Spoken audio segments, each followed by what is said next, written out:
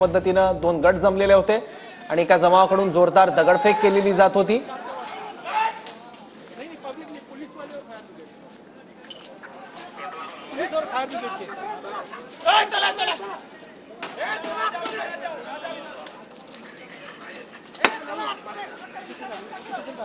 CM का phone पर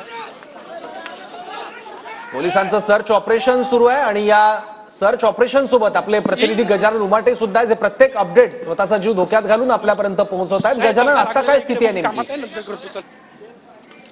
दंगा लागलाय नागपुरात।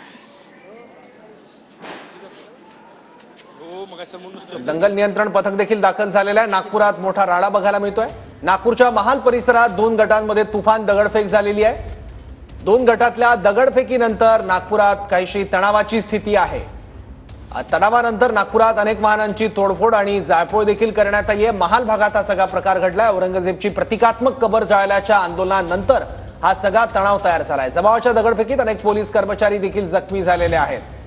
नागपूरच्या महाल परिसरात दोन गटात तुफान दगडफेक झालेली आहे। दगडफेकीत काही पोलीस जखमी झाले आहेत, गाड्यांचं नुकसान झालंय आणि दोन जेसीबी देखील जाळण्यात आलेले आहेत।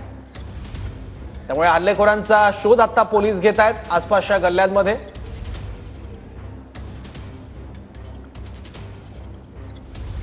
उपद्रवींना काही नागपूर पोलिसांनी ताब्यात देखील घेतलंय आणि अजूनही पोलिसांचं सर्च ऑपरेशन सुरू आहे।